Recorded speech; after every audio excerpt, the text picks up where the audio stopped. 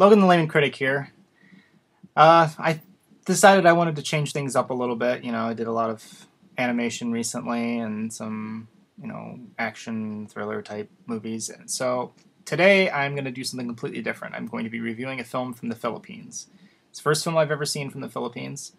And the title is That Thing Called Tadhana. It's from 2014, directed by Antoinette Jadaone, and stars Angelica Panganiban and J.M. de Guzman. And my sincerest apologies if I'm butchering the pronunciations here. I am in the process of learning the Filipino language, but I still have a long way to go.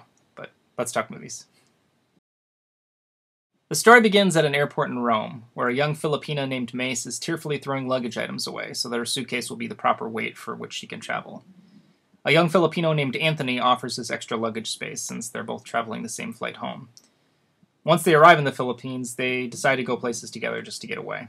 And through the road trip, they get to know each other better and learn that they are both struggling with broken hearts and broken dreams. This was a really cute movie. I mean, you can tell just by looking at the poster that there's a sweet sincerity to it. I think that the best romantic comedies are the ones that show that give and take with relationships. They tease you. They give you that longing and tension to see things work out. And That Thing Called Tadhana does just that. These characters aren't saying flowery words and jumping into bed. So much is communicated by what is not said and not done. And that's the beauty of it. There's a scene where Anthony, he gives Mace his sweatshirt because it's cold, and he's sitting next to her, and he keeps warming his hands and putting them on her ears, and then he puts them on her ears. And then after a while, he's trying to put his arm around her and gently touch her hair, but he never actually lets his arm fall on her neck. And then she looks over his hand, and he moves it back, and she just kind of smiles and doesn't say anything, even though she knows what he's trying to do. And I love the playfulness of it. I found myself smiling a lot throughout this film. There's not really much to the plot.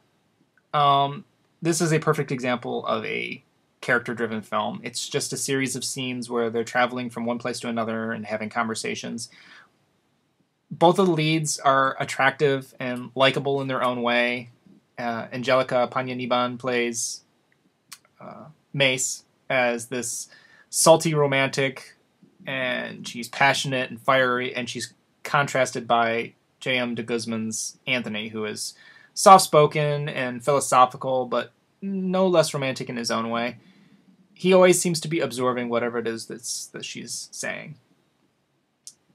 The film is shot well, and locations have a lot of variety. Even though the story is character-driven, the movie never feels slow because the locales are constantly switching and the leads are engaging with what it is they're saying.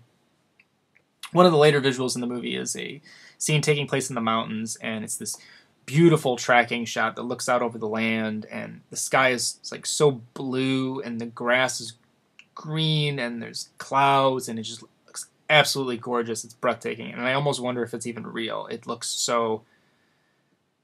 like I said, it's gorgeous.